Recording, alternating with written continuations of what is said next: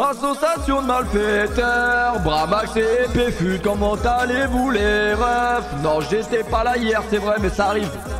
Il est là, il arrive et il y en a un autre qui repart. Comment ça, Ramos quitte le Real Madrid? Non, non. Comment j'ai bien mangé, oh mon dieu. Oh mon dieu, comment j'ai bien mangé. C'était la philosophie aujourd'hui, ouais. Philosophie, c'est pour ça qu'hier j'ai pas stream. Je voulais laisser une petite chance aux philosophes des streams pour réussir l'épreuve aujourd'hui. Quelle citation je pourrais vous dire? Comment s'est passé le sujet, tout ça? Moi, non, mais en vrai de vrai, moi, faut que j'arrête de parler du baccalauréat. J'ai quand même 35 piges. Donc, à la limite, on peut parler d'enfants, tu vois, mais... C'est faux, c'est faux, c'est faux. Bonsoir, les amis, comment allez-vous? Moi, ça me rend triste de voir ce pot de gel, là. Beaucoup de gel sur la tête, mais... Là, franchement, Ramos, il quitte le Real Madrid. C'est triste, quand même. Moi, je suis pas madrilène, mais en vrai de vrai, c'est la fin d'une ère. La fin d'une époque. Ouais, ça va, bien fait pour eux. Les madrilènes, ils ont tout gagné. Faut bien que ça tourne un peu. Mais j'ai une exclue. J'ai un scoop pour vous. Raphaël Varane ne veut pas prolonger au Real Madrid. Ramos part. Ils vont se retrouver avec une charnière. Paul Bess, Polo Djezzak. Ça va leur faire tout drôle, le Real Madrid, l'année prochaine. Il veut toujours y aller. Kylian Mbappé, là. Mais en vrai de vrai, on va parler bien évidemment de Sergio Ramos ce soir. On va parler également de cet homme, Dumfries. Attends, il est un peu haut. Remonte-le, wesh. Dumfries qui est en train de marcher sur l'euro avec les Pays-Bas. On va parler évidemment de ce... Mais lui c'est un assassin lui aussi. Et je suis même pas à 30% pour tout vous dire. Je suis pas à fond. Non. Kevin De Bruyne qui a tout simplement changé la donne cet après-midi. C'était assez effroyable. On parlera bien évidemment également de... C'était pourquoi ça? La Turquie, bien évidemment. Je l'avais bien préparé celle-là. On parlera évidemment de la Turquie. Et voilà, puisqu'hier bien évidemment on n'était pas en stream, on parlera également du Disjoncté a.k.a. Locatelli. Il y a une petite ressemblance vite fait avec Charles Patochic. L'Italie, je sais pas si on peut dire que l'Italie marche sur l'euro, mais on peut dire doucement que l'Italie fait un peu peur quand même. Voilà, s'il y a bien une équipe qui est très cohérente dans ce début d'euro, je pense que voilà, on nous a dit qu'on était les grands favoris de l'euro. Je pense que l'Italie, c'est un peu effrayant quand même. C'est vrai que sur le papier ça fait peur. Italie surcoté de ouf. Peut-être qu'ils sont surcotés, mais en tout cas jusqu'à présent ils ont tenu la baraque. C'est la même chose pour les Pays-Bas qui ont gagné ce soir 2-0, à moins qu'il y ait eu un autre but parce que je suis parti préparer ce stream. J'ai raté les 5 dernières minutes. Je vais pas vous mentir, mais je crois que c'était ça. Du coup, les Pays-Bas, la Belgique et l'Italie sont qualifiés pour les huitièmes de finale de l'Euro. La France va les rejoindre samedi, puisqu'il y aura un France-Hongrie à 15h. Il va faire 33 degrés, je crois, là-bas. Donc, va falloir se mouiller la nuque, mais ça devrait le faire. Comme je vous l'avais dit, pour le moment, il n'y a pas énormément de surprises dans ce début d'Euro. Au niveau des favoris, tout le monde a gagné. L'Italie gagne ses matchs. Les Pays-Bas gagnent leurs matchs. La Belgique, pareil. Même si la Belgique, on va voir que ça a été très, très, très compliqué. Et qu'il aura fallu, bien évidemment, l'entrée de cet extraterrestre. Voilà, à part l'Espagne, c'est vrai. À part l'Espagne qui a vraiment déçu contre la Suède. Mais en même temps, l'Espagne, est-ce que c'est vraiment une surprise de les voir bégayer? En tout cas, pour l'instant, les Pays-Bas ont tenu leur rang, l'Italie aussi, l'Angleterre, on verra le prochain match de l'Angleterre. Alors, j'ai pas regardé c'était quoi les matchs de demain, on va voir ça tout de suite. L'Angleterre n'a pas déçu pour le moment. Bien évidemment, on va parler de ce Danemark-Belgique qui clairement a été, je pense, le match de la journée. Et peut-être même le match de l'Euro. Alors c'est vrai qu'on avait eu le droit à un superbe Ukraine-Pays-Bas justement il y a quelques jours. On avait trouvé que c'était un match incroyable. Franchement, si vous avez raté ce match aujourd'hui entre le Danemark et la Belgique, vous avez raté un truc. Franchement, vous avez raté un truc parce que ça allait dans tous les sens. Voilà, dès les premières minutes, on a vu le Danemark mettre une intensité exceptionnelle. T'abuses, franchement. Non, personnellement, je trouve vraiment que ce Danemark-Belgique, si ce n'était pas le plus beau match de cet Euro, en tout cas, il fait partie des plus beaux matchs à mon goût. Danemark sont beaux à avoir joué. Voilà, le Danemark qui est très très beau à avoir joué encore plus aujourd'hui. Et voilà, moi je vous parlais du... Je peux revenir sur le devant de la scène ou pas? Meilleur match, beau match pour un match de poule, ok, mais pas plus. Ah, mais Robben, il aurait mis le même but de toute façon. Voilà, c'est toujours le même argument. Pourquoi vous êtes aigri comme ça? On a vu un beau match de football, laissez-moi le dire, bordel. Pourquoi être aigri comme ça? Vous inquiétez pas, on en verra d'autres des beaux matchs. France-Allemagne était un très beau match aussi, c'est vrai. Bah non, mais en vrai de vrai, là si vous prenez les meilleurs matchs de l'Euro jusqu'à présent, Suède-Pays-Bas, je pense qu'il est là. Parce qu'on a tout eu. On a eu des buts, on a eu des retournements de situation. On a eu quoi d'autre comme gros match? France-Allemagne, au niveau de l'intensité, je trouve que ça a été l'un des plus gros matchs aussi. Alors peut-être parce que, voilà, je suis patriote, tu vois, donc ça rentre en compte. Écosse-Tchèque était un très bon match, malheureusement, je ne l'ai pas vu. Voilà. Autriche-Macédoine. Ouais, bah désolé, mais on peut pas tout voir, hein, tu vois, Autriche-Macédoine, ouais.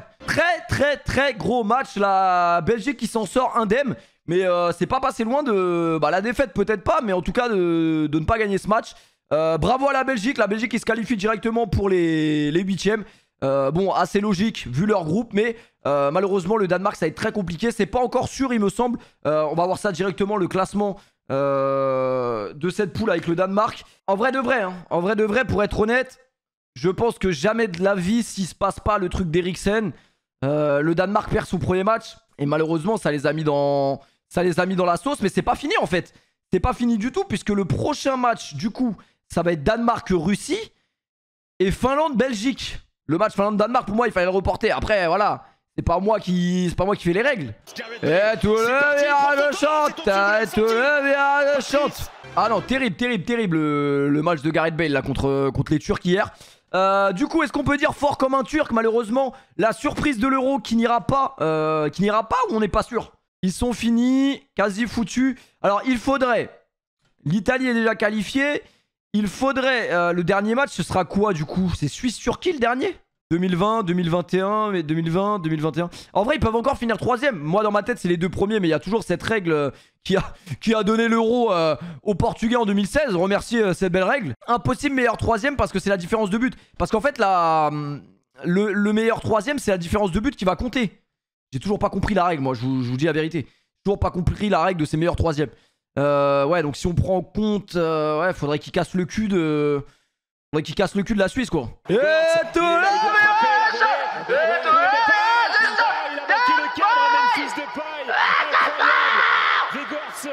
bon, le poteau Dumfries, meilleur buteur de la compétition, on l'avait vu, on l'avait pas eu. PES honteuse. Putain, Jules, tu veux pas allumer la console et aller jouer à FIFA là? Tu nous emmerdes. Les amis, il faut arrêter, hein. On est en 2021. Il faut arrêter de parler de buts PES quand il y a des buts comme ça dans le vrai football. Allez vous faire foutre. Voilà, les Pays-Bas qui se qualifient pour les huitièmes de finale de la compétition. Je sais pas, en vrai, on va revenir sur l'Italie hier parce qu'on en a pas parlé. Et je pense que pour l'instant, l'équipe qui a fait la plus grosse sensation à l'heure actuelle, ce serait plus l'Italie, à mon avis, hein, par rapport à ce qu'ils ont montré pendant ces poules. Il n'y a pas d'équipe qui m'a vraiment impressionné jusqu'à présent pendant l'Euro. L'Italie, c'est vrai que ça a déroulé. Les Pays-Bas, ça a gagné les deux matchs aussi. Maintenant, est-ce que les Pays-Bas m'ont impressionné? Genre, j'ai peur des Pays-Bas. Pareil pour la Belgique, je voulais parler de ça tout à l'heure. On en a même pas reparlé ensemble. Est-ce que la Belgique me fait vraiment peur si on vient à affronter la Belgique en huitième, en quart ou en finale, ce que vous voulez? Personnellement, j'avais plus peur de la Belgique en 2018. Alors, peut-être que certains ne seront pas d'accord avec moi, mais moi, je pense personnellement que la Belgique, même s'ils ont une force de frappe offensive qui est quand même assez impressionnante, ouais, Eden Hazard, De Bruyne, Lukaku, c'est effrayant. Mais pour moi, la Belgique, ça m'impressionne pas plus que ça. Bien évidemment, on va venir au sujet sensible de ce live. Sergio Ramos, après plus de 15 ans de bons et loyaux services, quitte le Real de Madrid. Une décision que je ne comprends absolument pas. Alors, est-ce que c'est la faute à Sergio Ramos? Ouais, bah oui, avec une coupe de cheveux pareille. T'es mal dégradé, mon frère, multimillionnaire. Je trouve que la photo là a beaucoup de flow, puisque bien évidemment, quand on pense à Sergio Ramos, directement, on pense à Ligue des Champions, Monsieur Ligue des Champions, Monsieur Real Madrid, le capitaine du plus grand Real Madrid de l'histoire, je pense qu'on peut le dire. Donc on va revenir rapidement, bah pas forcément sur sa carrière, parce que je pense qu'il faudrait vraiment un reportage Amazon Prime pour le faire. Malheureusement, j'ai pas les droits. Bah, on va mettre les pieds dans le plat directement. Sergio Ramos est-il, je vais pas dire le meilleur défenseur du 21e siècle, parce que pour moi la question elle est répondue. Maintenant, la vraie question, c'est est-ce que Sergio Ramos est le plus grand défenseur de l'histoire du football? Il va falloir essayer de... pas de comprendre, mais de juger. En fait, le problème, c'est que les gens aiment trop comparer. Vous savez que moi, j'ai beaucoup de mal avec ça. Moi, j'aime pas trop les comparatifs, dit-il, alors qu'il a sorti une série où il compare les joueurs sur YouTube.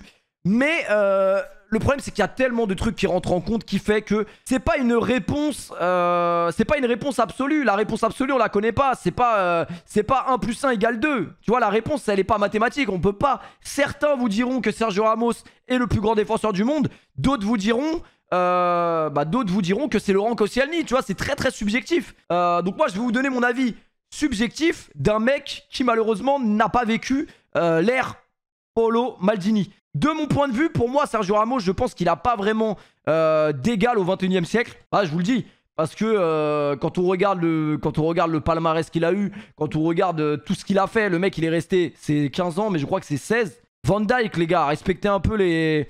Alors, il y a du Puyol. Alors ça, on peut en discuter, même si je pense quand même que Puyol était un très grand défenseur, c'est vrai. Mais arrêtez, vous allez me forcer à mettre du Di Maria sur Puyol. Arrêtez. Je ne comprends absolument pas comment on en est arrivé là. Je vous le dis la vérité, je ne comprends absolument pas pourquoi aujourd'hui s'est tenue une conférence de presse pour dire au revoir à Sergio Ramos. Pour moi, Sergio Ramos, il a 35 piges. Pour moi, il a 35 piges. Il n'est pas fini pour moi. Je pense qu'il peut encore jouer peut-être encore 2-3 ans. Je vais peut-être un peu loin, mais je ne comprends pas comment un joueur comme Sergio Ramos ne finit pas sa carrière au Real. Alors, est-ce qu'il y a des torts des deux côtés? C'est possible. Je ne connais pas la raison. Pour laquelle ça s'arrête. Est-ce que c'est parce qu'on lui a proposé un salaire moindre par rapport à ce qu'il avait avant? Je trouve ça vraiment dommage qu'un joueur comme Sergio Ramos, le comparatif avec Maldini est assez marrant, puisque Maldini a fait toute sa carrière à Milan. Pour moi, je pense qu'un accord aurait dû être trouvé avec Florentino Pérez et avec la direction du Real Madrid pour que Ramos finisse sa carrière au Real. Sergio Ramos, aujourd'hui, où est-ce qu'il va signer cet été? On ne sait pas. Ah, mais tu vois, je me dis, c'est pas possible que pour 2 millions, le mec quitte le club qu'il aime le plus au monde. Tu vois ce que je veux dire? Sergio Ramos voulait 2 ans, il a bluffé Pérez, n'a pas cédé. Et quand il a voulu accepter l'offre, Pérez lui a dit que l'offre n'était plus valable. Bah alors, ça, c'est vrai qu'on en a souvent parlé ici. Florentino Pérez, tu peux être qui tu veux, tu peux avoir fait énormément pour son club. Malheureusement, les footballeurs de son club ne dépasseront jamais l'institution. Et bah, peut-être que Sergio Ramos a poussé, entre guillemets, le bouchon un peu plus loin, je sais pas. Mais pour moi, clairement, un accord aurait dû être trouvé entre Ramos et le Real Madrid pour qu'il finisse sa carrière là-bas.